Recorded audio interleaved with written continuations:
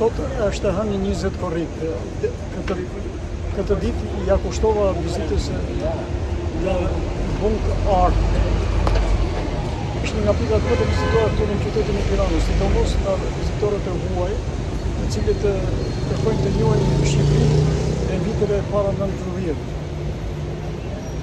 Regjimin komunist dhe sigurimin e shtetit, torturat që ka përdorur Shqipërinë për shtetit ndaj popullit shqiptar.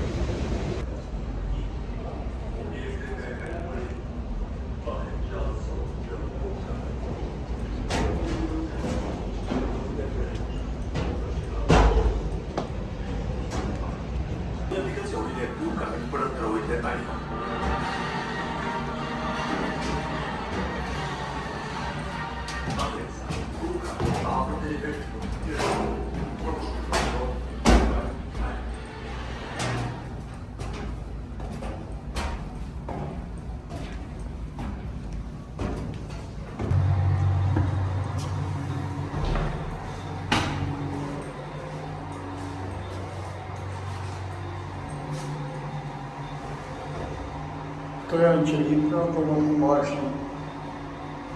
mbashin personat që ishin hetësi të burgosur ose personat të arrestuar që ishin në dyshime sipas tyre.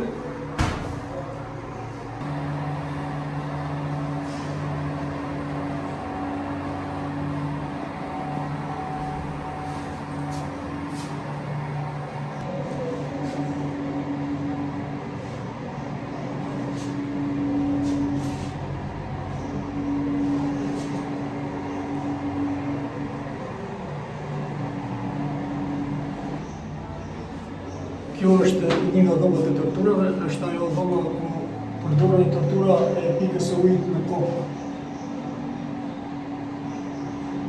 I paraburgosej ose personi që mbahej në tursi vendosej këtu i lidhur dhe një pikë uji vazhdimisht i pikonte në kokë.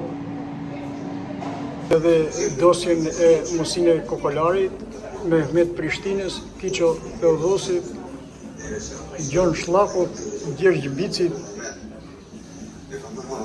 Sami Qeribashit, Abdyl Dalla, Abdyl Këllëzi, Tahir Memi, Tashko Gjeçi, Max Pashko Gjeçi,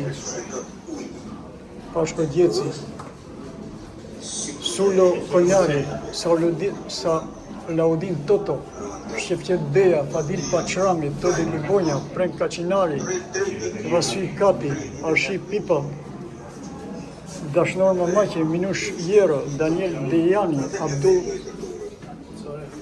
Abdul Kokoshi, Giovanni Fausti, Gjergj Kokoshi, Bekir Çela, Shqefqet Minoralli, Genc Leka, Teme Seko, Hajri Mane,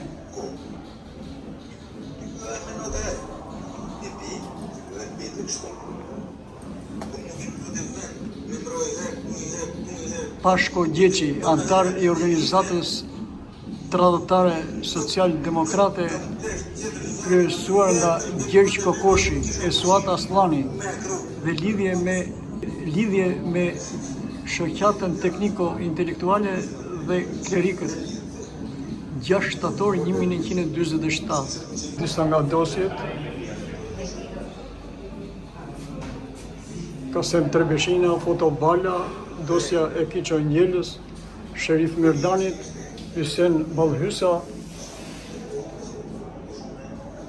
Salim Kokallari, Vilson Bloshmi, Agathokli Gjitoni.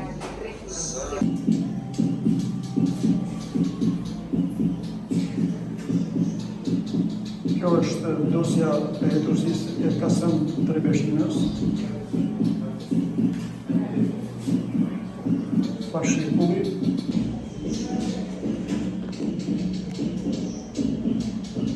Kjo është dhoma ku merreshin në pyetje dhe hapej dosja ose fashikuj. Krijohej alibia e asaj që do të bëhej vendimi. Është ajo dhoma ku merreshin në pyetje. në pyetje dhe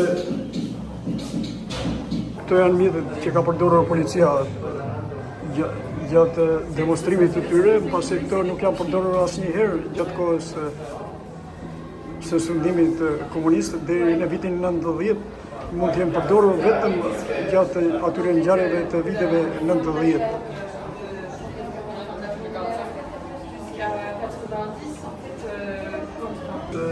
Një dhomë izolimi pra një qili, ku mbaheshin të burgosurit, të para burgosurit dhe kryeshin hetimet dhe ato torturat. Këtu jemi në pjesën e policisë rrugore të kohës komunizmit. Kjo është një dëshmitë e asaj se si kanë punuar policia rrugore gjatë asaj kohe.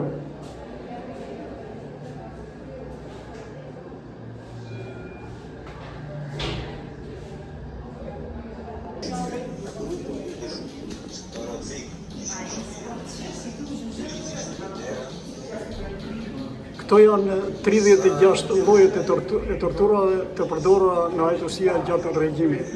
1. Rrahje me dru deri në shkartim të plagëve. Është torturë klasike e përgjithshme e bërë në Turqi nga oficerët e sigurimit e ndihmësit e tyre. Kjo torturë konsiston në goditjen me dru ose thupra drujt të vegjël të pandehurit në kokë ose në pjesë të trupit. Është përdorur masivisht kundër të gjithë të pandehurve apo personave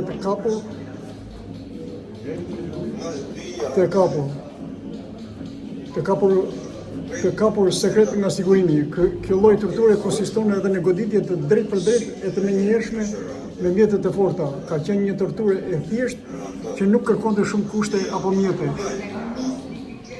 Krurja e plagëve dhe qelbizuara me dru zhvilloi kur kishte të avancuar faza të torturës dhe kishte filluar të zinin kore. Nga kjo torturë e rëndë ka vdekur në vitin 1946 Loni Adami, ish funksionari i ambasadës amerikane, ndërsa trupin e kishin filluar ta hanin krimbat.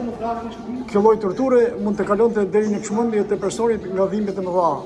Shpimi i mishit me tel të djegur ka qenë torturë barbare e përdorur sidomos në vitet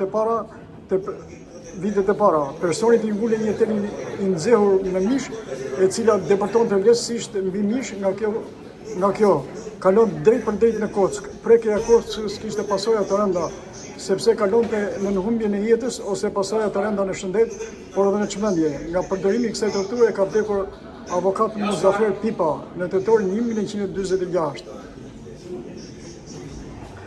Përdorimi i rrymës elektrike në vesh e në trup ka qenë një teknikë e përdorur nga sigurimi dhe jetësia. Përdorimi i madh i kësaj metode ka çuar në çmendje shumë persona. Rryma elektrike kalonte në trupin e personit të marrë të pandehur në mënyrë që ai që të thyet për të pranuar procesin e treguar gjëra në kurrizë të tjerë. Futja e kripës në mish, përdorje për të acaruar gjendjen e të pandehurit. Kjo lloj torture përdorje në rastin kur plagët kishin përparuar. Përdorimi i kësaj torture kishte efekte psikike të forta, duke kaluar shpesh edhe në çmendje. Lënia në ujë të ftohtë apo dhe në fuqi uji. Ishte koha kur i pandehuri nuk pyetej, trupi i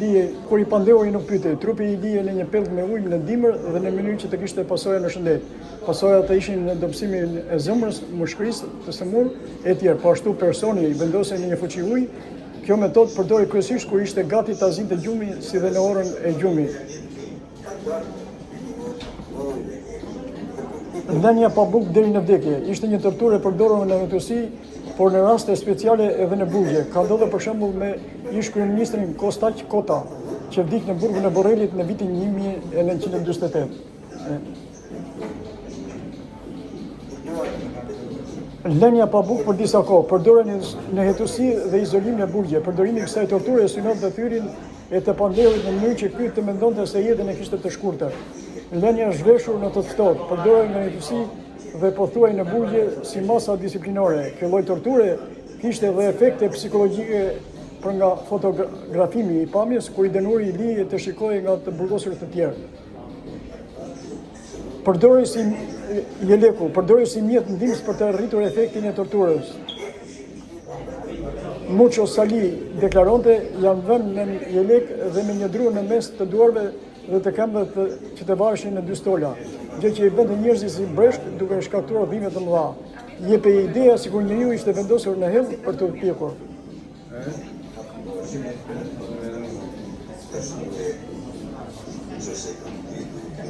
Dinamit në trup. Vendosja e dinamitit në trup kishte efekt në zemër dhe në tru. I pandeu kërcënoi se do të hidhej në erë. Oficeri i sigurimit vazhdimisht e mbante shkresën në dorë duke i dhënë përshtypjen se mund ta ndiste fitilin. Rriste stresin dhe ankthin dhe me shpejtësi të madhe duke kontribuar në sëmundje të rënd të pashorueshme.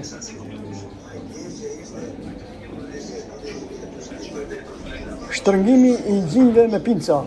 Një torturë e përdorur tek meshkujt, lindte pasojat e lëkurave e mishit dhe personi torturohej përdorej sepse gjinjt si gjendra lëshonin efekte të forta dhimbjeje.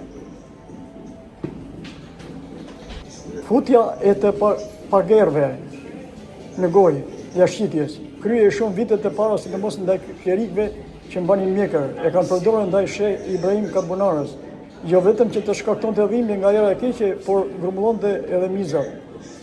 Varje me kokë poshtë është përdorur rëndom ndaj personave të akuzuar për krime shumë të rënda politike. Ka qenë ndër torturat më të raskrapitura, e cila lindte pasojat të mëdha mendore.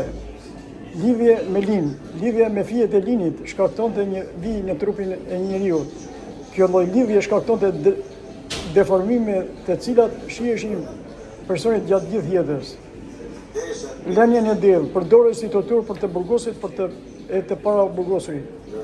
Në degën e punës të brendshme ose në kampe pune, nuk përdoren në bugje. Në kampe i dënuar i lihen në diell, kryesisht në muajt e verës.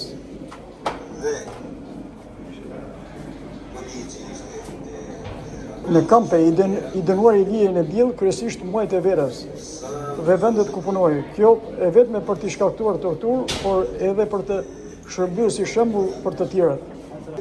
Maçoku në tumane përdori kryesisht ndaj femrave. Maçoku futej brenda tumaneve të femrës dhe pastaj goditej me dru nga jashtë. Përpjekja e Maçokut me thënjtë e tij për të dalë nga kjo gjendje shkaktoni dhimbje të mëdha te femra që kishte veshur tumane. Përgatitjet e varrit përdoren në 2 forma. E para një varri të hapur ku bëhej gati improvizimi i vrasjes së të dënuarit. Në 2 forma. E para një varri të hapur ku bëhej gati improvizimi i vrasjes së të dënuarit. Dhe e dyta, kur i pandeu i hapte vetë varrin ku mendoi se do të varrosej. Arma në gojë, mjet presionit që zhvilloi shpesh gjatë hetursisë. I pandeu i kërcënoi se do të vritej nëse nuk tregonte. 20 tentativa për çnderim të vajzës, i bëhej drejt për drejt personit të pandeu ose shërbente si mjet personi ndaj tij kur i sillnin një femër të familjes të gruan vajzën e tjerë. Djegja e organeve seksuale, përdorej djegja me benzinë, e provuar ndaj Alfred Ashikut nga oficeri Koli Bashari. Rrahje me kamxhik, përdorej me kamxhik të kafshë. Kamxhiku lëshoi në qatë të panderëve në formën e një gjapri që mlidhte shpejt rreth një peme, por përdorimi i kamxhiku përdoret edhe si rrahje drejt për drejt në vend të drurit.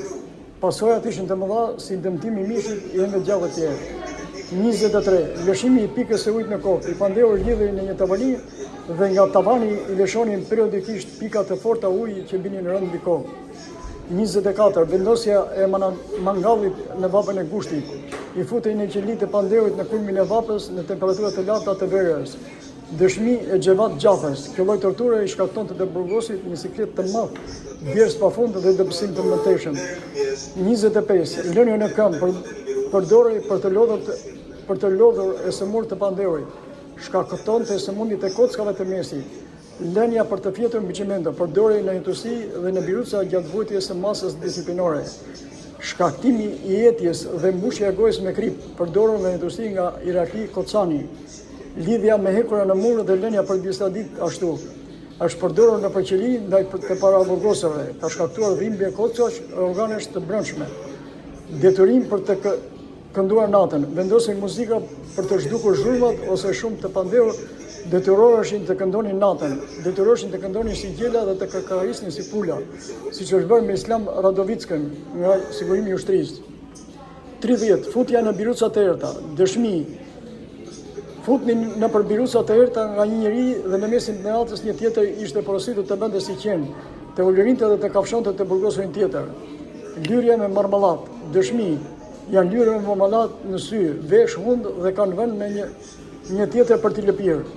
Shurdhimi, vënia në stres të përgjithshëm duke shkaktuar zhurma të pandepera. Kjo torturë është përdorur e kryer në burgun e Borrelit. 33. Shurdhimi, vënia në stres të përgjithshëm duke shkaktuar zhurma të pandepera. Kjo torturë është provuar e kryer në burgun e Borrelit. Tymit brenda qelive shkaktohej nga djegja e materialeve të ndryshme. Futja e tymit të tyre në qeli provuar e kryer në burgun e Borrelit. 4. Mjet presioni për të pranuar procedeverbalin e hetuesit i panderoj mbyllej brenda arkivolit disa minuta ose orë, duke krijuar përshtypjen e vdekjes. Vdekje me pullamb dhe me shkelma ka qenë tortura më e përhapur dhe fillestare. Ajo ushtrohej nga hetuesit si fazë e parë e torturës psikologjike. Hetuesi e përdorte për të thyer të panderurit e të dobët në mënyrë që të pranonin sa më shpejt procesin. Hedhja nga lartësia. 36. Hedhja nga lartësia. Tortura e përdorur shpesh në hetuesi, sidomos ndaj moshave të thyra. Shpeshherë prej kësaj torture të procedurit kanë vdekur.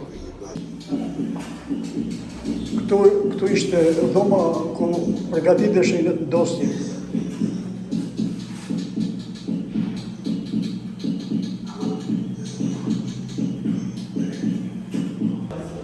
Këtu janë dhomat e hetuesisë 1 dhe dhoma e hetuesisë 2 dhe qelia e burgut.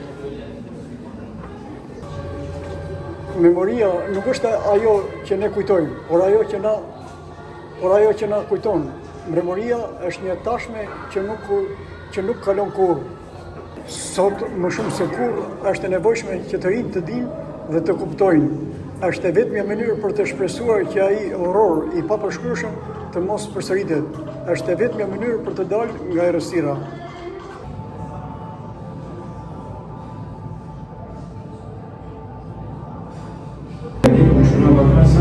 Kjo është nga dhomët e bunkart,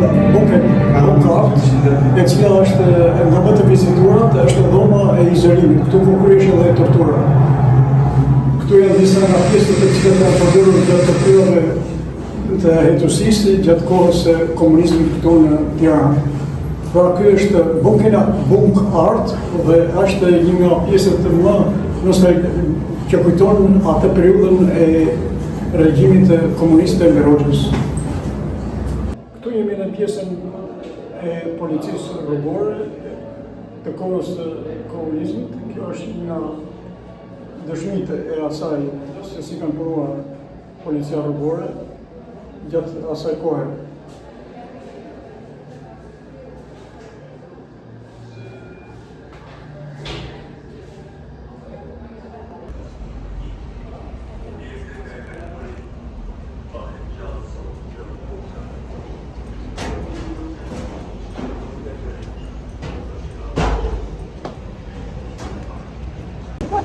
Sot është hënë 20 korrik. Këtë ditë ja kushtova vizitës në Bunk Art.